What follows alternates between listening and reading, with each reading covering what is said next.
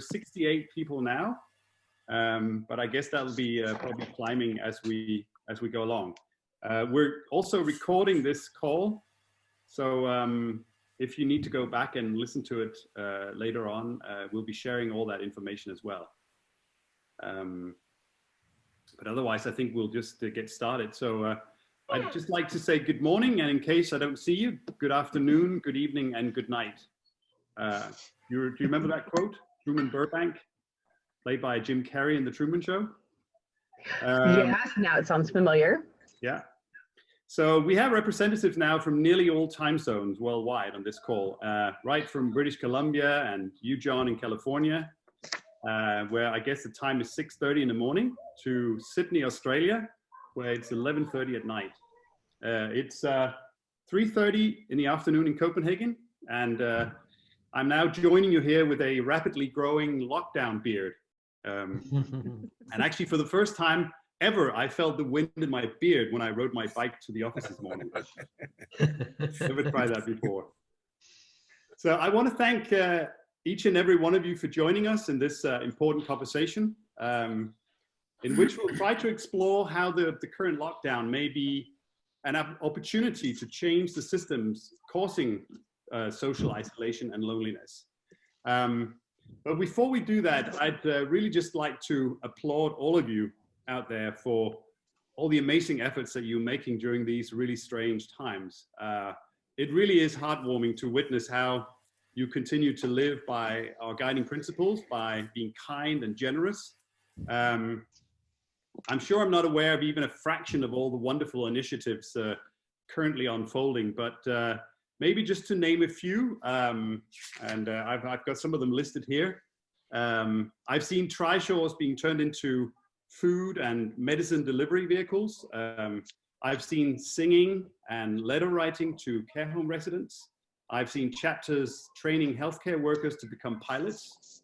And I've seen the recording and sharing of trishaw rides to inspire and cheer up care home residents.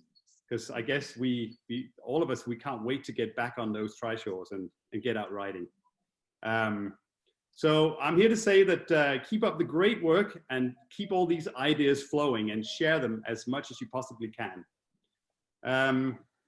So during today's call, we'll try and dig just a little deeper and also explore how we can start to influence and change the underlying systems in our societies. The tectonic plates are shifting at the moment, and maybe there are some opportunities that we didn't have before. And to facilitate that conversation, I have invited my wonderful colleague, Giulia Sergi from Ashoka. And Giulia, she's a program manager with Ashoka, and she lives in Naples, in Italy, where she helps Ashoka fellows worldwide putting system-changing ideas into practice on a global scale. And then she's also an anti-mafia activist with Libera. And Giulia will introduce the framework of system thinking, which we'll be using going forward in this conversation. And then a little later, we'll also be joined by Susan Pinker from Montreal. And Susan has inspired all of us with her book, The Village Effect, which I became aware of a couple of years ago. And then also her TED Talk about the power of relationships. Mm-hmm. And a little later, I will ask Susan a couple of questions about the importance of social connectedness. And then I guess really just before we really get started, I just want to apologize in advance for anything that might go wrong with this call. It's a total disclaimer right now. We're still novices in the Zoom world. I've participated in quite a few, but I've never hosted a call with, how many do we have right now? I think we're 82 participants right now. But we'll attempt to have no less than 26 breakout rooms. I'm sure it'll be just fine, but just bear with us if there are any hiccups. And like I said before, we'll record this main room of the Zoom call, and then we'll share it afterwards. We can't actually record the individual sessions, but I'll get back to how we get that recorded in just a few minutes. But without further ado, I'd like to hand over to Giulia, who will talk about changing the system. And Giulia, are you there? I'm here. I'm very happy to be here. Do you hear me? Do you hear me well? We can hear you. Good, good. Because my connection is a bit tricky. Thank you so much for having me. It's such an honor and a pleasure to be here to see so many of you. Congratulations to the whole team for organizing this.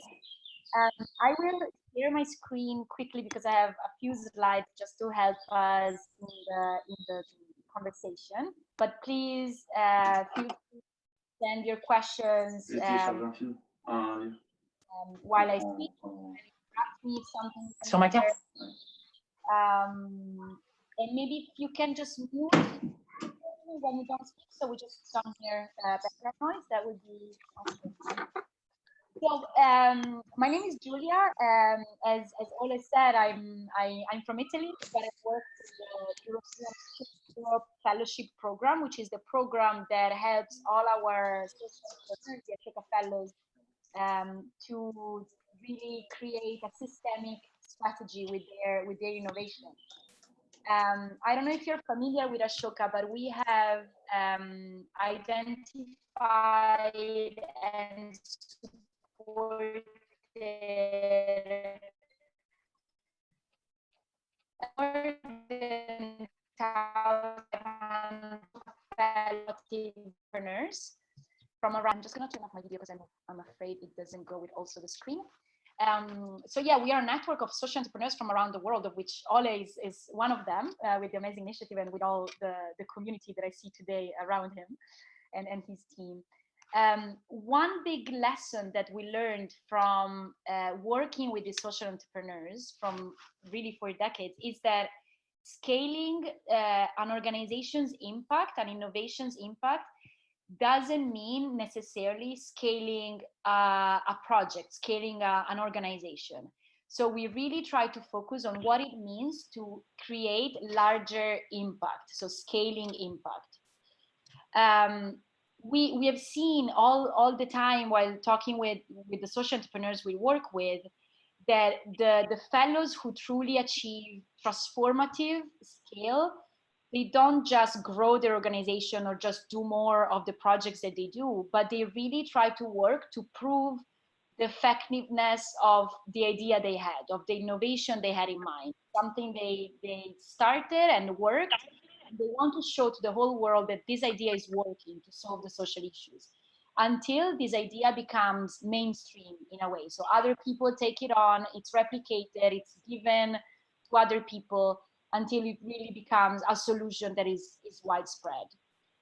So what does this mean in concrete? We can. I want to show you a picture that really helps us in this conversation.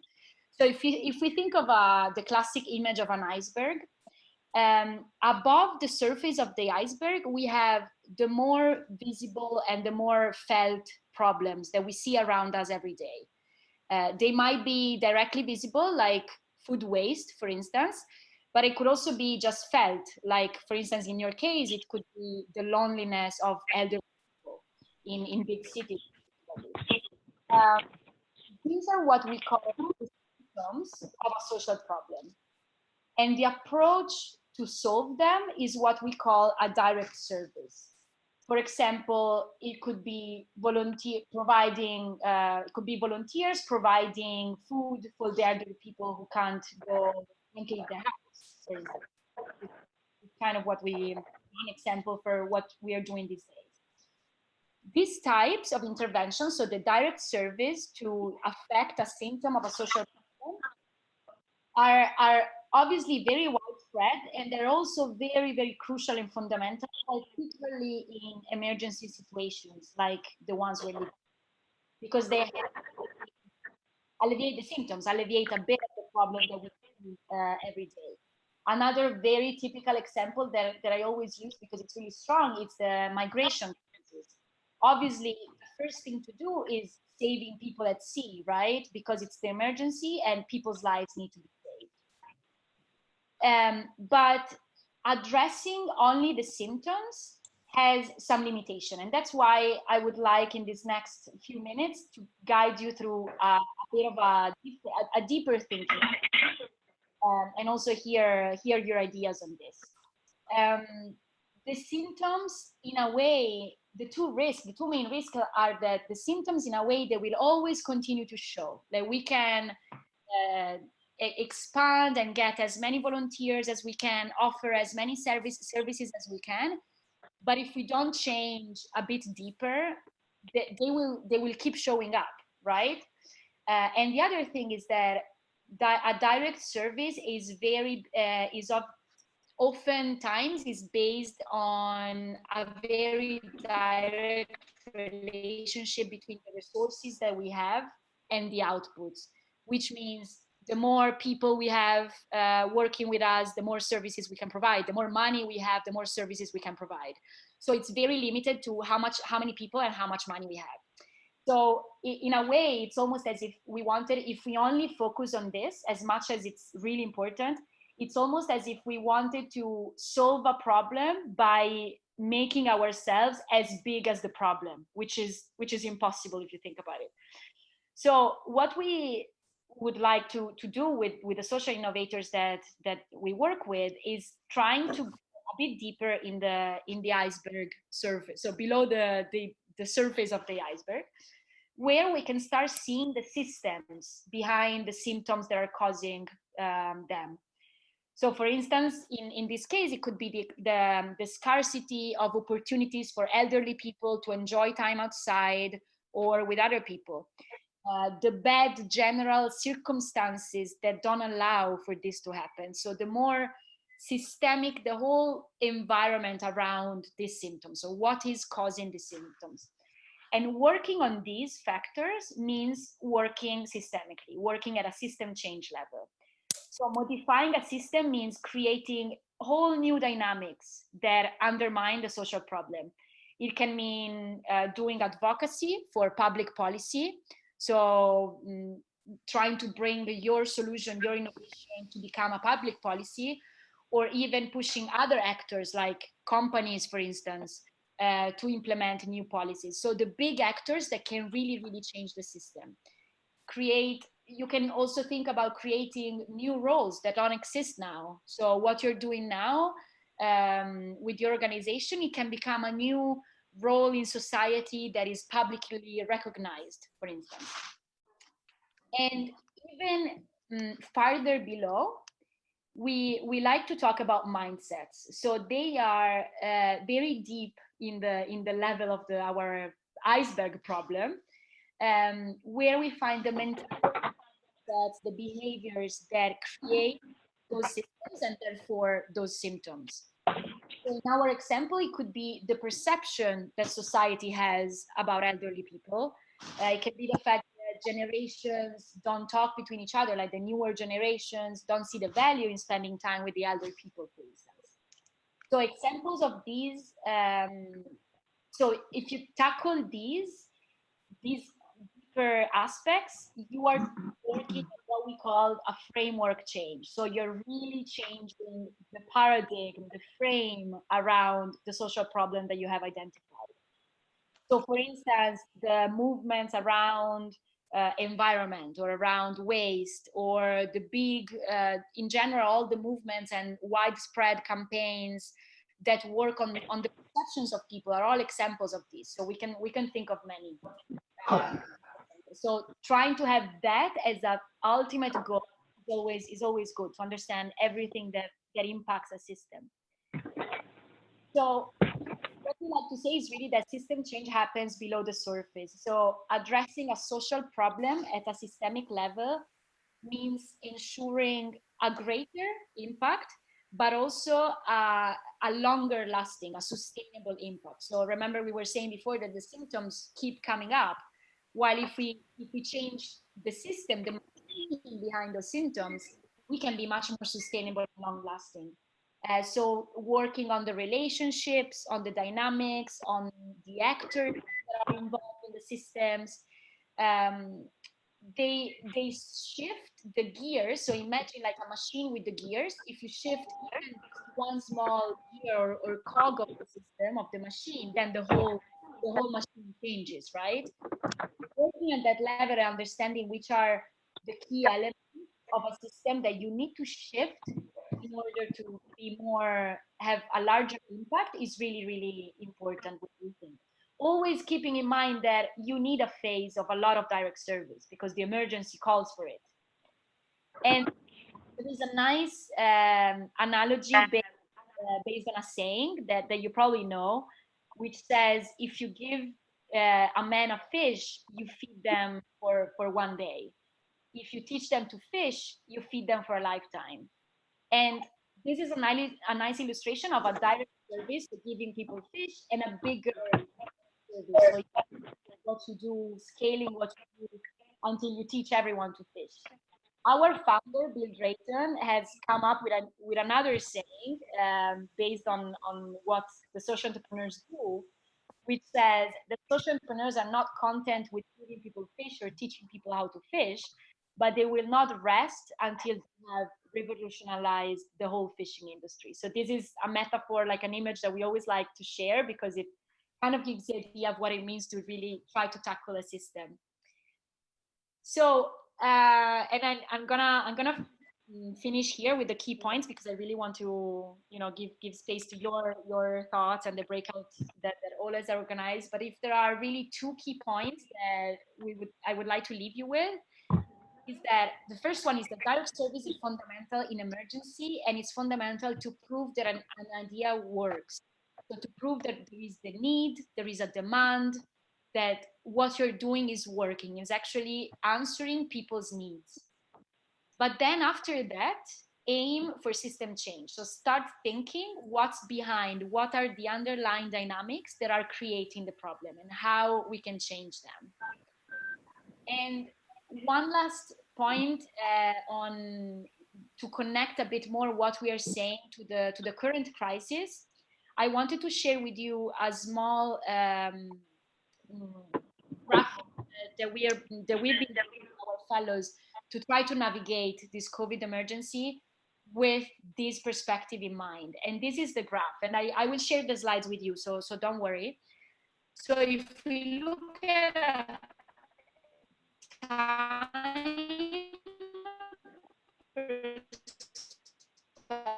in the horizontal axis, we have what we need to know, and then we start structuring after this. And then from top to bottom, like iceberg, that we have the direct service at the top and the system at the bottom. So if we try to navigate the current times to focus on, so during the emergency, we have some direct service to do, and that's the top left corner, because we are the only ones that can do it. So what you're doing with your communities, you are probably the best people to do it because you have done it so long. You know what they need, you know what they're needing also now in this emergency crisis. So that's why it's also important. But the dark blue squares are the ones that I would like to kind of like draw your attention, leave you with to focus on in the conversation, which is how can we also think systemically in the emergency? So how to influence policies and decisions during the emergency, but also thinking about the reconstruction phase that we will be faced with. So starting long-term thinking with stakeholders that can really play a role in the reconstruction. So this is very quickly what I wanted to share with you, and I hope you found the iceberg tool useful. I don't know, Ole, if we want to collect a couple of questions or if you want to leave it for the breakout groups. I think we'll probably leave the questions for the breakout groups, and then we'll see at the end how much time we have for questions. And I just want to also make sure that we have Susan on the line. Susan, are you there? Here we are. Fantastic. Can you see me and hear me? Absolutely, yes. All right, I can't, let me see there. Let's just put you on the main screen there. I have a big green telephone receiver on my screen. Okay, but we can all see you, Susan. So that's Great. fine. First of all, thank you so much, Julia, for the insight into system thinking. what I do like about this model is that it makes it so clear and obvious for all of us that it's really great to treat the symptoms, but the real change happens when we start digging at the root causes. So thank you for that. And again, there'll be an opportunity to ask questions later, but if you have questions you want them out there, just write them in the chat, and then we'll address them as well, and Julia can answer them afterwards as well. And then I have the honor of introducing Susan Pinker. I first came across Susan's work when I read her book, The Village Effect, How Face-to-Face Contact Can Make Us Healthier and Happier. And since then, her TED Talk titled The Secret to Living Longer, Maybe Your Social Life, has really inspired millions of people worldwide. So Susan, I'm really delighted that you could join us today. Thank you for inviting me, Ole. So I have one burning question for you, and that is, why is it that we're putting so much effort into talking about relationships and social connectedness? Why does it matter? Well, social relationships are a basic feature of how we humans are built. And so it's one of our basic biological needs, like eating or drinking or sleeping, is we need to have social contact. And there's more and more research showing that if we don't get it, there are very severe consequences, not only on mental health, but on physical health. So, for example, there's a new study, not even published yet, it's in the preprint stage, and it shows essentially that if you put people in isolation for a day, and you have people fast for a day, their brain signatures look the same at the end. The same brain changes happen from the beginning to the end of the day in the same brain areas, showing that when we crave something as basic as food or drink or sleep, it's the same thing as craving social contact. And I really like Julia's metaphor for the iceberg, because when we don't have it, the effects are so significant. They are like an iceberg. She talked about an iceberg, what we can see and what we can't see. So what we can see above the ground is, say, for example, seniors in care homes who in particular now are extremely isolated. They don't even have meals together anymore. They can't see their family members, at least in Canada. They're not allowed visitors. We see that. That's above the scene. What's below the scene is damage on the cellular level. So below the water, there's so much more of the iceberg we can't see. And in that case, it has to do with pretty much loneliness leaving a fingerprint on every cell of the body, not just in seniors in senior homes, but I would say in people across the lifespan. So one of the aspects of Cycling Without Age that really impresses me is that it builds community among those who are the pilots of the trishaws. They too are subject to loneliness, isolation, and a need for belonging. And I think that it provides that for them by giving them a purpose, by helping others, and by belonging to a group, a cohesive group that shares certain guidelines and principles. So this call is even part of that bonding together. Can I keep going on, Ole, or you want to ask me another question? I love to get you keep going. I just have one more question actually, and that is, do you think that relationships and social connectedness among older adults, has that changed over time? I mean, did our ancestors also experience social isolation and loneliness during old age? Well, it depends who you mean by ancestors. If you're talking about prehistoric ancestors 10,000 years ago or more, then I would say social isolation was used and continues to be used as a punishment of the most extreme kind. In other words, if you want somebody to feel psychic pain, you push them out of a group. And we've seen it certainly in all kinds of primitive cultures. In other words, cultures that do not have any written record is what I mean. So I don't mean that as a pejorative, but we see it today in other primitive cultures like high school students. High school students, if they want to punish somebody, they won't let them sit at their lunch table, right? Now in our society, when we hold prisons, the ultimate punishment is solitary confinement.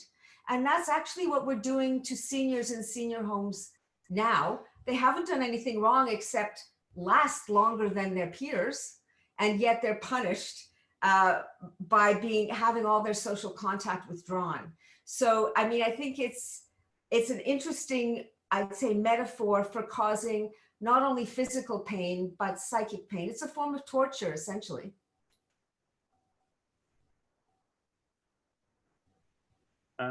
I think we still have, if somebody has a question for Susan, we still have time for just one more question. If somebody wants to write something down or just briefly unmute and ask a question. Is that okay, Susan? It's fine with me, sure. Does anyone have a burning question for Susan? Hello, Susan. Thanks for your input. I'm Natalie from Germany. Hi. I'm wondering, like, in those times where we can't actually physically meet, like where the regulations in our countries and our communities forbid us to meet, how do we can be still connected? And how do we do this now with in our volunteer work at Cycling Without Age? How can we still be stay connected? Yeah, this is the question of the moment, isn't it? Because essentially about a third of the population in developed democracies, like Germany, like Canada, like Denmark, was already lonely. Somebody has to mute their mic there. But what happens now when we're all isolated? And essentially we're having to look for workarounds. So for example, this Zoom call is an excellent workaround. And there are many kind of technological workarounds. They're not as good as the real thing, but they're replacements. And I would say that if you kind of take the Cycling Without Age model and try to modify it a little bit, you know, you can get people out of doors, even if they're not in groups or participating with pilots, for example. There's no reason why, unless people are strictly quarantined, why they can't get outside and sit in a chair and enjoy the fresh air. Certainly one of the workarounds I found is to get out of my home office and go for a walk and speak to my neighbors from a distance of at least 2 meters, if not across the street. There's nothing that prevents that. But you know, the message that we're getting from governments is stay home, stay home, stay home. And I think that they don't necessarily mean stay home locked in. They mean don't get too close to other people where you can transmit the virus. So personally, I feel like I need social contact every day as much as I need food and rest. And I make sure I get it. So I get out, I meet with neighbors from a decent distance. I have these kinds of Zoom calls that we're doing today, usually with fewer people on them. And, you know, I use technology as much as I can to connect with people, remembering always that it's just a facsimile of the real thing. It's not as good as the real thing. Everybody asks now, you know, and says, you know, isn't this going to really change how we will communicate going forward? And I'm not sure that it's going to go in the direction of more technological communication, or people will value their in-person connections much more. So, you know, I'm not sure I answered your question, Natalie, but, you know, we are limited now. It won't last forever. But I think the important thing is to find workarounds within the confines, within the restrictions that are facing us now. Thank you so much, Susan. I think this was really a perfect lead up to our breakout session with the importance of relationships and in different contexts, and also what we can do in this very present situation. And Susan, you're more than welcome. I'm going to put people into breakout sessions now. If you do have time, feel free to hang on. I know these are very busy times for you, and we really appreciate your time and your expertise. Thank you for including me, Ole. So I'm going to go now and say thank you, everyone, for being there, and good luck with your very important work. Thank you so much, Susan. Okay, bye for now. Bye-bye. So now it's time for breakout session. We're just holding our breath to see if it works. In a few minutes, we'll create 26 virtual breakout rooms, which will each contain probably somewhere between 3 and 6 participants. I think the system will do some magic on its own, and we'll be assigned to a breakout room. And each room will have a note keeper. And the note keeper's name will be the name of the room. So for instance, Jane's room will be breakout room Jane. So then Jane will be the note keeper. If for any reason your assigned note keeper fails to show up in your room for whatever technical reason, bio break or whatever, please just quickly find one other room participant to take notes of the discussion. And you'll have 15 minutes to discuss the questions, which are, and Pernille is going to post these 2 questions in the chat window now. So if you open that, it'll be that little orange box flashing at the bottom. If you click that, then you can see the questions. So the first question is, how do we improve the conditions of older adults in order for them to live less isolated and less lonely? So how do we improve the conditions of older adults in order for them to live less isolated and less lonely? So that's the first question. The second question is, what systems are we trying to change? Looking back to Julia's presentation, what systems are we trying to change? And then I guess sub-questions for that is, how do we do that? And who's in charge of those systems? So try and see if you can identify the underlying systems causing social isolation and loneliness among elderly people. So these are those 2 questions that I'd love to see if we can get addressed. So 1 minute before your time is up, clocks will start counting down, and then you'll all automatically return to the main session, where I will pick 3 note keepers to share the main points of their discussion. So let's see if that works. I'm gonna press breakout room, open all rooms. To come back, I know there were some groups that were a little challenged with a number of participants, but I think we managed most of them and got people shuffled around.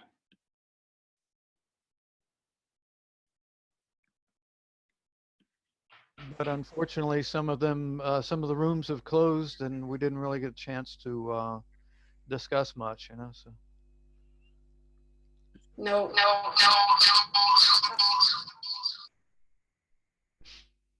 I was shown as the only participant in my room. Yeah, same here. Yeah, same here also. Yeah. Oh, sorry, close all rooms.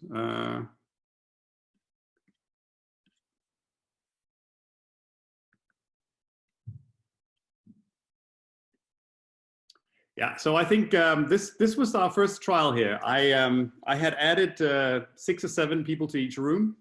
I'm not exactly sure what happened, but I think some of the rooms only had 1 or 2 people in it. So I tried to reassign, and in most cases it worked, but in some cases it didn't. But at least we've learned something new today. Yeah, sounds like the Shaolin principle of learning.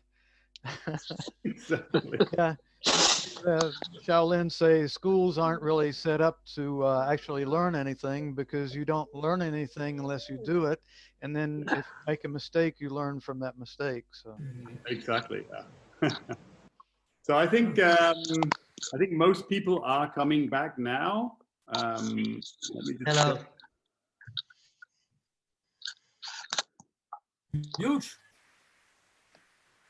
Mute. Sidder det ikke trådløs? Nej. Okay. I think we're all back. So I'll mute you, Mogens.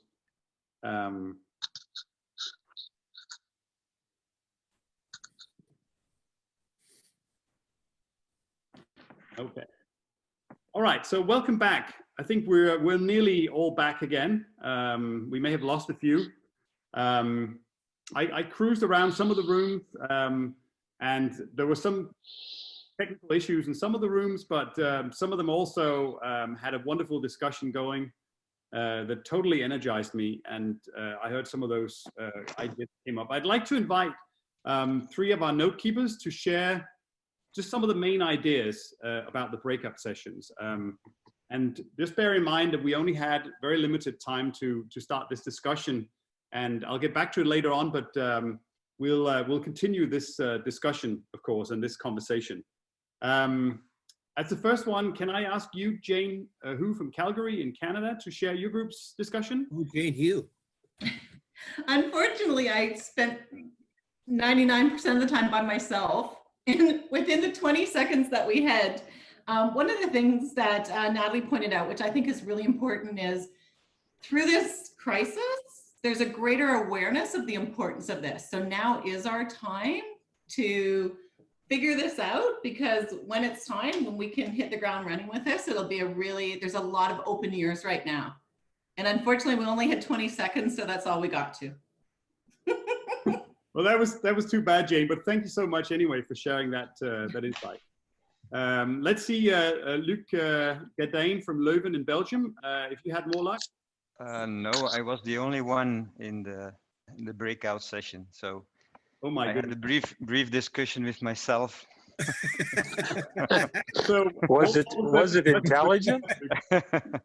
I had some ideas, so I made some notes. Perhaps I can share yes, one of them if we have some time. An idea I have is that the location of a care home is very important. Nowadays in Belgium, new care homes are built outside the cities.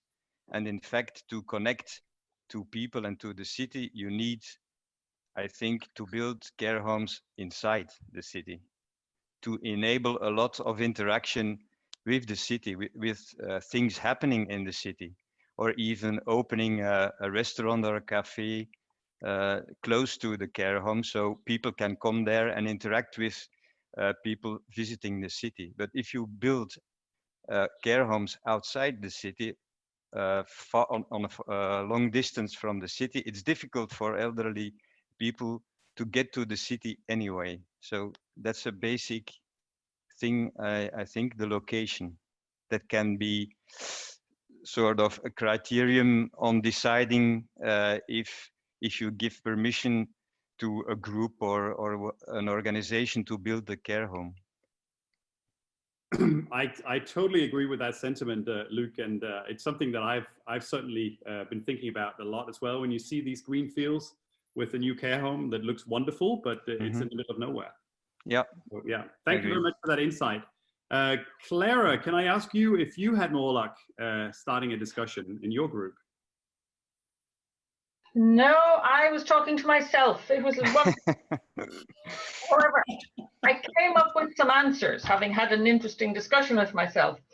And on the first question, one of the things obviously is to do things like invite in kindergarten children into school, into care homes. And there have been TV programs about that.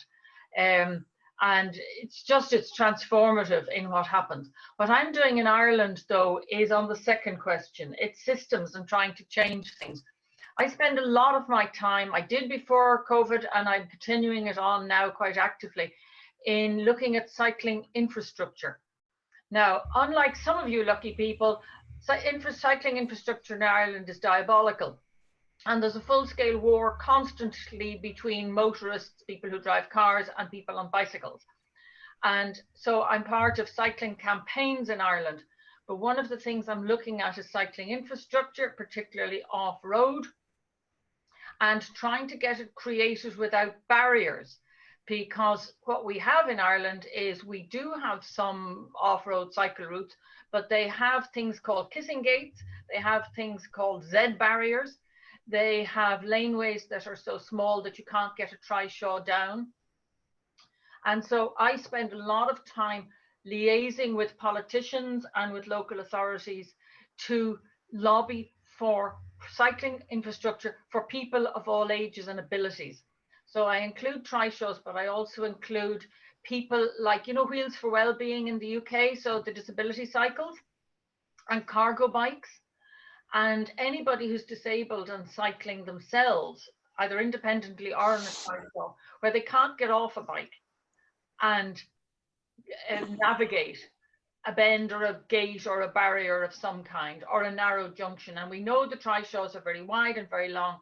And so I am joining organizations and groups to lobby for change and sending them pictures of trishaws and making sure that the trishaw is represented represented throughout the cycling infrastructure discussions in Ireland. So that's what I'm doing on question 2. Fantastic, Clara. And I think I'm always pleased to see you staying strong as an activist. You're relentless. You're not stopping until you've changed the fishing industry, right? Absolutely. I'm on course for a really good fishing industry here. Fantastic. Thank you so much, Clara. Maybe if I can just ask out in the open here, if anybody had a really good discussion going in a big group.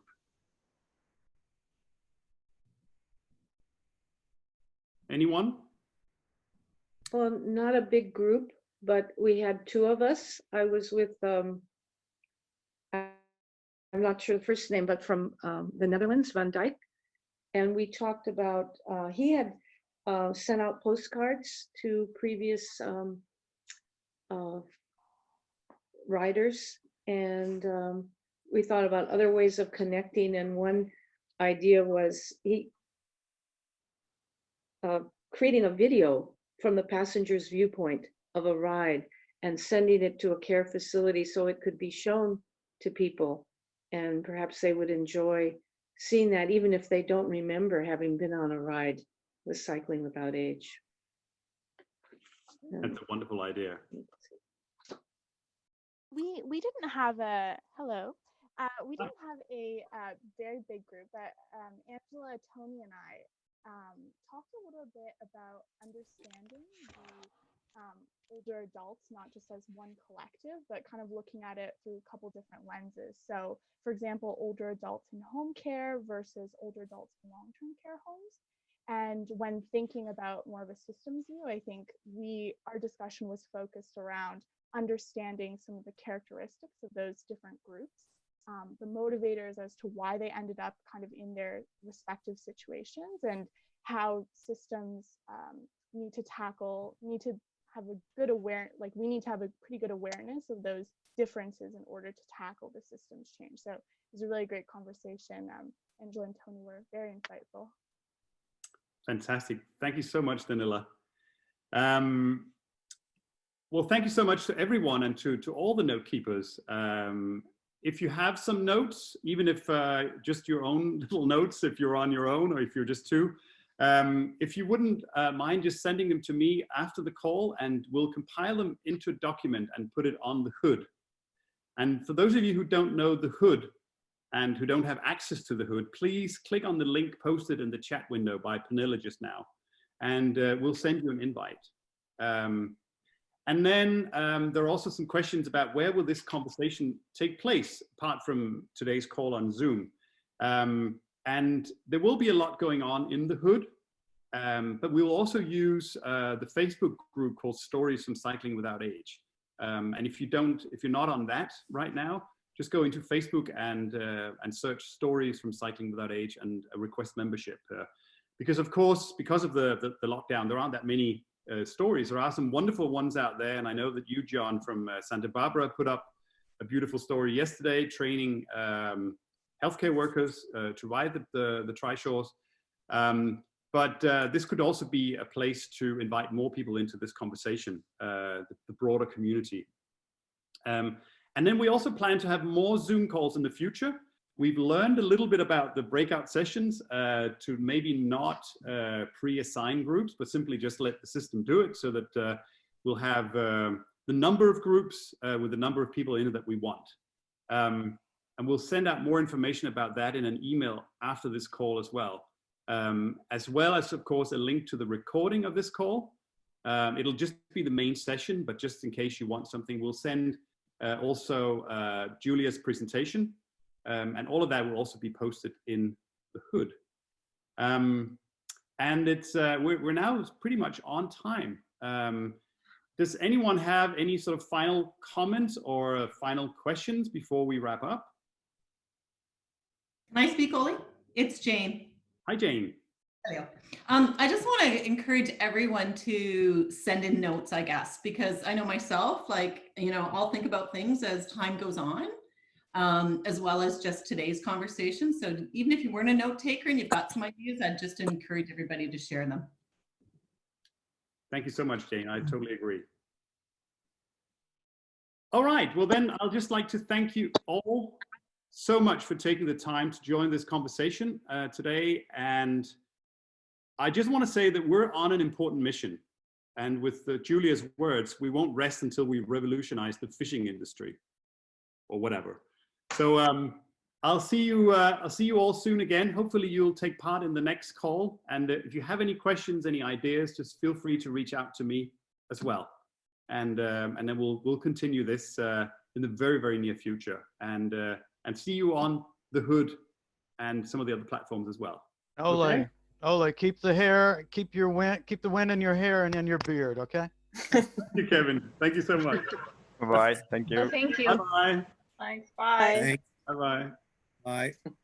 Thank you so much, everyone. Bye-bye. Bye.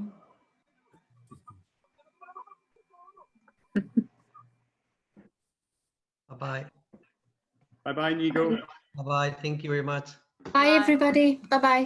Bye-bye. How do we leave this? Bye. Thank you. Bye. Bye-bye, Claire. Thank you and goodbye. Okay. See you, Guadalupe. Okay, we're down to 20 now. So I'll end the meeting now and Hey. Bye. I'm always the last to leave. well, Bye. Thank you. Thank you so much. bye-bye.